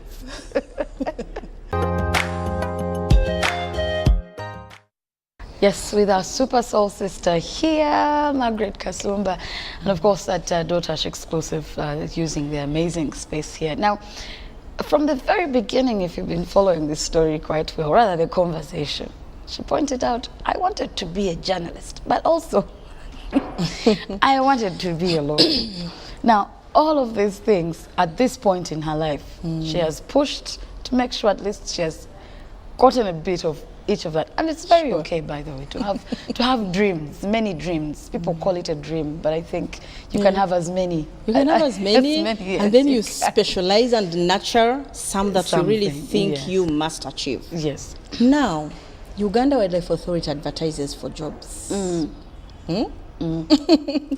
After advertising for jobs, okay, and they wanted someone with an investigative background, someone who can investigate a situation. In journalism, once you're a journalist, you can investigate anything. Yeah, that is true. I applied.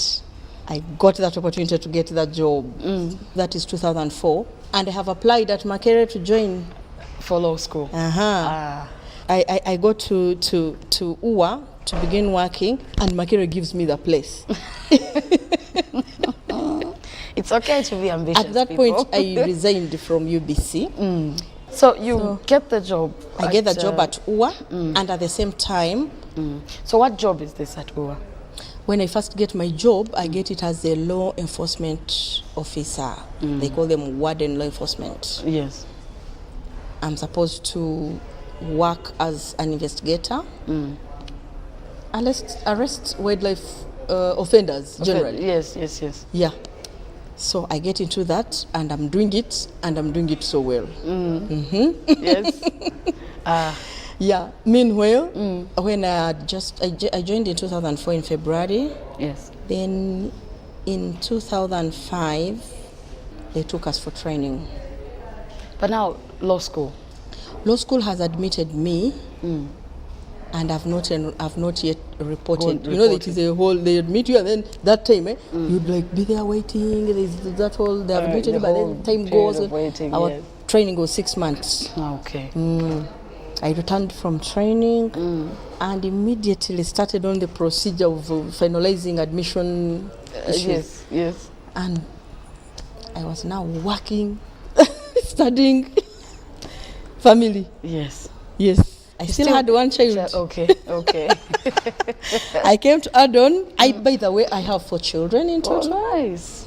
With my very last one being 4 years. Oh dear. People keep saying you're lying. That's not your last one. I'm the one who knows. Because when I had my third, somehow people thought it was my last, and I think maybe somehow I mentioned it, I don't know. But yeah, usually people say this is it. But I knew you wanted 4, so they're like, last time you lied. You said it was your last one. Yeah. That was acting last and not substantive. So, but this time, I'm really done, because you need to have targets in life. I was appointed to prosecute wildlife crime as well as a prosecutor. Oh, nice. I was even transferred to the legal department. From law enforcement to legal as a prosecutor. That is because of... While still at UWA, and I'm growing meanwhile. Now I'm a senior warden law enforcement, senior warden legal. I even changed it from enforcement to legal. Yes. I'm still there up to 2013. 2013, a position for manager law enforcement fell vacant. It was advertised. Oh, wow. Okay. And you're good at these things. You're good at applying for stuff. And by 2013, I'm done with my law. With your law, yes. And they want someone who has a law background, someone who has a military, a paramilitary training background. Yes. Actually, I must say, I had 80% of what they wanted. Yes. Although they also wanted someone with a master's. With what I had at 80. Yes. The organization felt it knowing right to just give me the position. They gave me the place and also told me to go back to school and attain what I didn't have. You see how God does his things. Exactly. I said, we want the master's, so you go and... So as we talk, I enrolled for a master's at Cavendish University. I'm doing Master of Laws, majoring in Natural Resources Conservation. Oh, nice. This is really good. I ask my children, well, I have one who is very focused. Yeah. My second born, called Mark Asimwe, he knows he wants to become a doctor. Very assured. And recently he made me laugh. He has a liking for Dr. Jane Ruth Acheng. Oh, really? Now, during the campaigns for speakership, because we were discussing that at home, you know, it was the news. Engaging them, yes. He gets to know Dr. Jane Ruth Acheng is also going to contest to become a speaker. So he asked us, now, if Dr. Jane Ruth Acheng becomes a speaker, does it mean she stops being Minister for Health? I said, yes, definitely. Even as we talk, she has resigned because she's going to contest. He was like, oh, no. I was interested. I said, Why? What is your issue? But I like her. I want her to continue being Minister for Health. I swear, that is something that hit me. Yes. I wanted to know more. I was like, okay, so why? She's best. He just told me she's doing her job so well. She should not lose the... My husband said, if we knew her, we would call her Angela. Then my daughter, I want to dance. I like dancing. I want to become a lawyer. She has about 4 of them. 4 of them, yeah. So I've realized she needs to be properly defined. If not by herself, we need maybe to come in and get here. Of course, you can't influence, and that is something you should never do. If she wants to become a musician, so be it. So be it. That is true. Yeah. You can I'll only try to a bit divert as I watch the space. If I realize she's so hell-bent there, I'll give up. I will not even try to force her to take a different direction. That is You should never do that to your child, otherwise they will go do what you want them to do, but then come back and do what they want. And you were the first woman Yes. to take on that role. In that law enforcement, because remember the requirements, you have to have had paramilitary training, and you need to have had all those other qualifications. It so happened, remember at the joining point, I joined as an officer already. I was an officer with 3 stones. In the army, that is a captain. That's a captain. And in UWA, when you join as an officer, then you're already up there. You're not a ranger. Yes. But because I was in law enforcement, at that time there was a gentleman who passed on, unfortunately. He had come from Chankwanzi, Nali, to join UWA, called Mr. Lulu Itipa. They said when you join law enforcement, then you go for training, regardless of the fact that you have joined as an officer, or you are a low rank person. Yes. Now we had joined the 3 of us. They advertised for 3 places. I took one, my colleagues took the other 2. One of them is also doing very well in conservation of nature. The other person I joined with, for her, she was a full advocate of the High Court. She had already done her law course and everything. She was now the full prosecutor, that one. Yes. Me and Opiene joined as investigators. Investigators, She was called Rehema Nabunya. I think she's in the private sector at the moment. Now, the 3 of us were supposed to go for training. What happens? While there, Opiene was still doing his law course as well. He was already at Makerere. Yes. And he joined LDC at the time we were supposed to go for training. So he requested management to help him first complete LDC, because going to LDC was not a joking subject. So Opiene goes to LDC. He's off the list of people going for training amongst officers. Meanwhile, all the others are low class. Rehema, a vacancy for manager, legal falls vacant. And Madam Rehema Nabunya is taken to act as legal manager. I remain alone. They took me alone as an officer. Now, reaching there, the situation is different. You are an officer fine, but you're going to do a basic ranger training. So what are you exactly?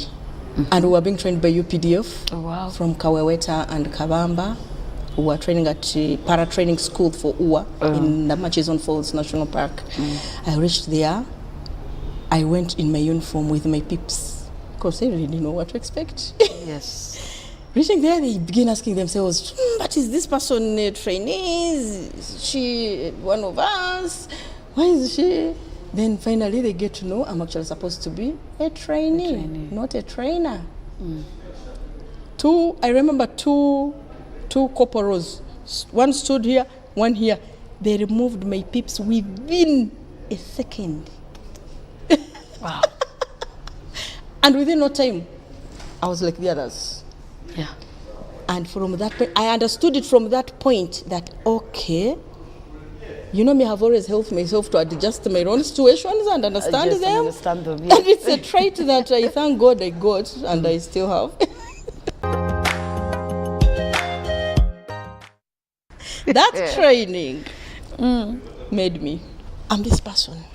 Remember, I had my diploma in law, so I know it's more or less I'm a paralegal, you know. Yes. And I'm being told, hey, you're all going to sit down. And where are we sitting? There is water, there is water. It's so muddy. Why would you make someone sit in such an environment? Within, I think, a period of 3 weeks, there are some questions they had stopped asking because they were not even relevant to this one. You now I can't explain it to you and you understand it. Yeah, Yeah, that thing. But I can imagine them looking at you like, what is your problem? Children. These things of human rights. They don't. Those rights are there and they are very respected during training. But there is what they call breaking you so that then they make the best out of you. Yeah. That is what happens. Oh, wow. So I allowed myself to be broken down and I was made and here I am. At one point, I actually wanted to escape. It got a toll on me. Escaping, oh. It got a toll on me. I was like, dear God, is this what I applied for to go and do in UWA? I started, you know, would build those small, they call them manyata. I entered my kamanyata after kitamaduni. Kitamaduni is that singing that takes place at night and goes on until like around 4. And then at 4 you are told you go and sleep. As you are just entering the manyata like this, a whistle is going off for you to assemble for exercises. I first started my kamanyata for some minutes. I'm like, is this what I came for? On top of other mental situations to break you, like I told you. I was like, no, can't I leave? I still had my job at Radio Uganda. I believe if I go back, Commissioner can welcome me back. I did a lot of thinking. Then I made a decision. I'm going to run away. I'm going to run. Okay. Then guess what? That training school is another situation. Where we were training from, there is River Nile, is where it passes. Rover. If you can only cross that point using a ferry or a boat.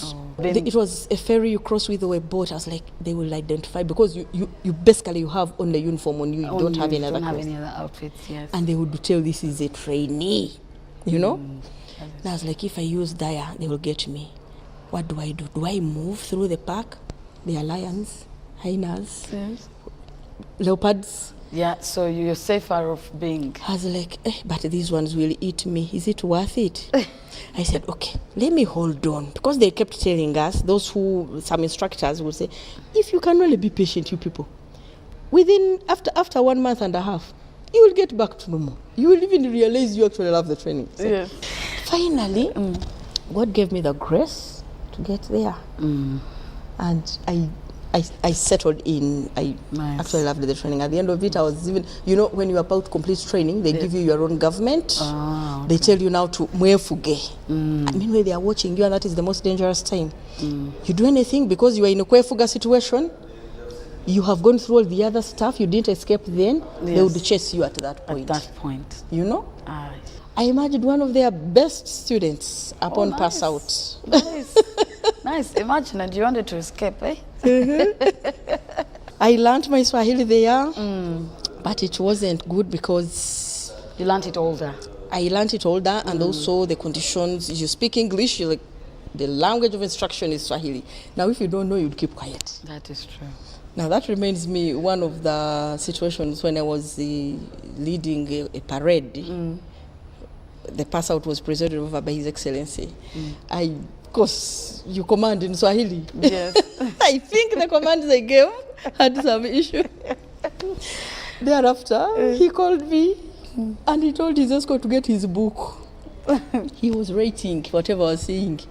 He got the book. Kasumba. How did you say this? You repeat. Then he taught me how to speak good, how to give that command well, for which I think I can never make that mistake again, because I learned directly from him. Yes. And then he instructed our state minister then, Honorable Chiwanda, that these Uwa people should learn how to speak good English. And I don't want them to talk like this again. I'm a commander, OPTIO, operations and training officer.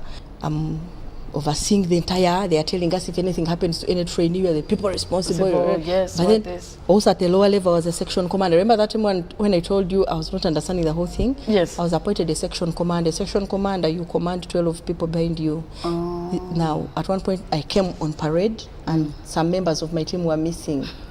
And I was asked, where are they? I said, but these are mature people. They are all above 18. It's what you How say. do I account for them? That was after 3 days of training, reporting on.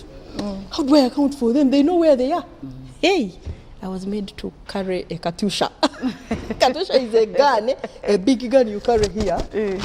But then our guns, then there were trees. Yes. A big tree with branches. I carried it here because the other people were missing on parade. So they were all that was teaching me something, which something I've carried on, and it has helped me. Being a woman now in the forces and being the woman, the role you're now having at UA, have you got any challenges because, she's a woman?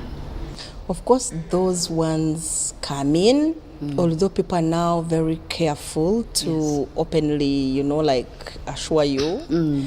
They go around. They go around the situation. But of course also, how you do your work gives them what to say. That is true. About you. When they're about to say she's just a woman, they are remembering, but she's even the first one to head this function. So whom do you compare her with? Exactly. And she's performing. And she's actually performing according to the way we do our work there. Yes.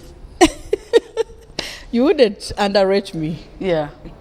So while doing all of this, and you're doing your master's, you mentioned. Yeah, I'm still doing it. Yes. I'm hoping to complete this year.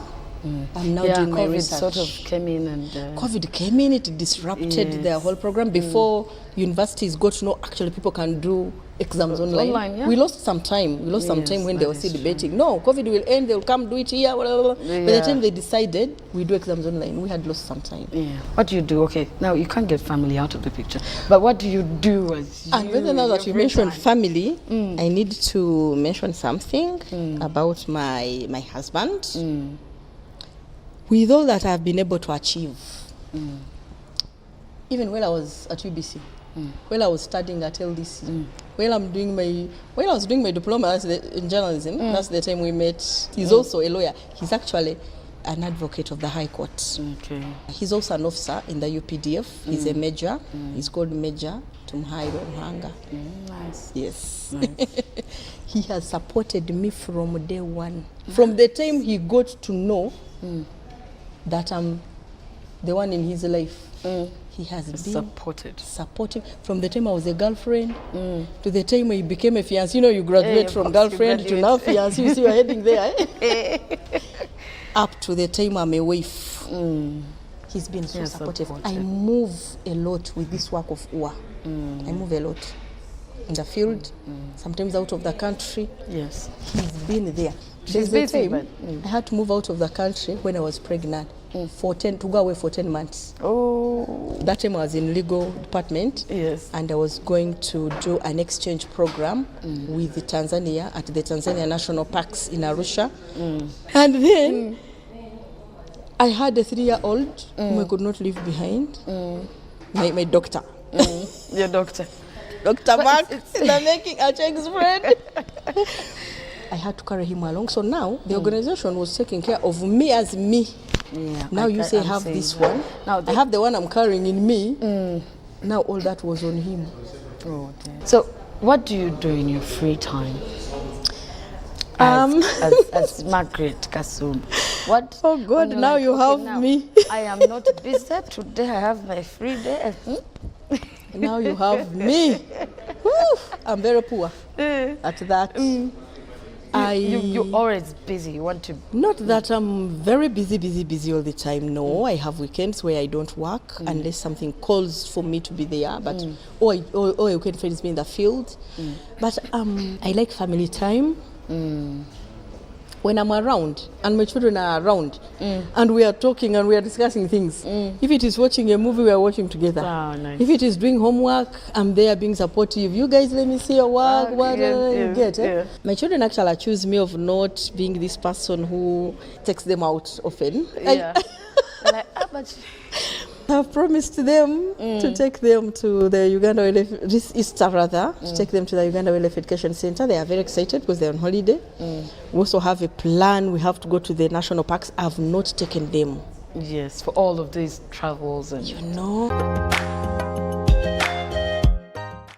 Do you still have like your reading culture? I read, except now I read less, maybe because I get tired because of other things I do. My best writer is John Grisham. He writes those legal thrillers. Yes. I read magazines. I'm not a person so much into beauty, but when I get a magazine that has that component, I read to appreciate people, that is how they look and how they take care of themselves. I read newspapers as a must, and then I watch lots of